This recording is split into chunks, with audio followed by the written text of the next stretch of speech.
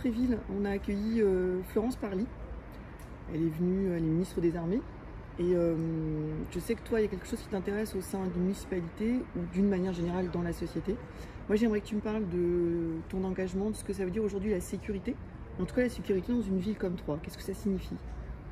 Alors moi, ça fait la sécurité, ça fait suite à une carrière de gendarme durant 24 ans. Et c'est vrai que pour moi, par expérience, il y a d'autres moyens d'envisager la sécurité.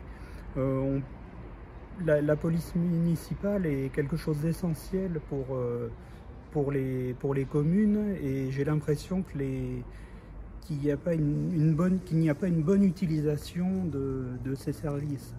On peut, par exemple, dans le cadre du réchauffement climatique, il va y avoir des bouleversements. On va par exemple peut-être devoir limiter la lumière dans les villes ou des choses comme ça. Et il faut savoir que contrairement à ce qu'on pense, la lumière n'est pas un gage de sécurité dans une ville. Pour les forces de l'ordre par exemple, il est bien plus intéressant d'avoir une lumière qui s'allume au passage de quelqu'un plutôt que d'avoir toute cette lumière diffuse qui empêche justement de distinguer tel ou tel passage. Il y a d'autres choses. La sécurité, c'est aussi forcément la sécurité liée à la mobilité. C'est les piétons, on s'aperçoit qu'on parle de sécurité des piétons, des cyclistes. À aucun moment on ne parle de la sécurité des automobilistes. Et pour cause, ils risquent pas grand-chose. Mais il est temps de trouver un équilibre justement entre tous ces modes de déplacement. Donc est-ce qu'il ne faut pas envisager de séparer les piétons des cyclistes? On a les trottinettes maintenant qui arrivent. Est-ce que le transport en commun est adapté? On peut se poser énormément de questions sur ces nouvelles façons de se déplacer. Alors justement, pour rebondir sur ce que tu dis, sur ces nouvelles façons de déplacer, on est à la gare de Troyes aujourd'hui. Est-ce qu'il y a des projets? Est-ce qu'il y a quelque chose qui a du sens pour toi en termes de sécurité, mais plus là de mobilité? Comment aujourd'hui on se déplace dans Troyes? Comment on vient à Troyes? Comment on part de Troyes?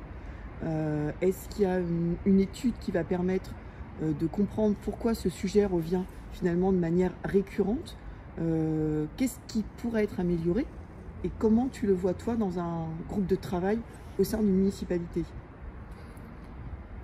Il y a un sondage qui est paru, il me semble c'est la semaine dernière, qui disait que 70% des Français demandent à ce que la part de l'automobile diminue. Et il faut qu'on prenne en compte ce souci. Par exemple, il faut envisager peut-être de parquer entre guillemets les véhicules sur la périphérie des villes et envisager des moyens alternatifs pour regagner les centres-villes. Il faut se poser la question de la création de réseaux, par exemple cyclables, sur tout le tissu de l'agglomération. Alors ça va au-delà de Troyes, forcément c'est l'agglomération tout entière, mais il faut envisager également les trajets des personnes qui viennent de l'extérieur, qui viennent travailler par exemple à Troyes, et pour eux également il faut des moyens pratiques et sécurisés d'accéder au centre-ville. Alors justement, est-ce que la séparation des voies de circulation n'est pas un moyen de sécuriser ces déplacements? Alors quand tu dis aujourd'hui des solutions alternatives, ça veut dire qu'il n'existe pas une seule solution, qu'il n'y a pas une solution unique à la mobilité. Et quand tu parles de plusieurs pistes, ça veut dire qu'en réalité, quelque part, ça cache l'idée qu'on doit absolument associer le citoyen, les Troyens et l'agglomération à cette réflexion sur comment demain on va circuler dans cette ville, comment on va stationner dans cette ville et comment on va aller d'un point à un autre et avec quel mode de transport en fait on va aller de ce point à un autre. Je suis tout à fait d'accord, et d'ailleurs il ne faut pas perdre de vue qu'on est Alternativement, on est piéton, on peut être cycliste, on est automobiliste, on peut prendre les transports en commun.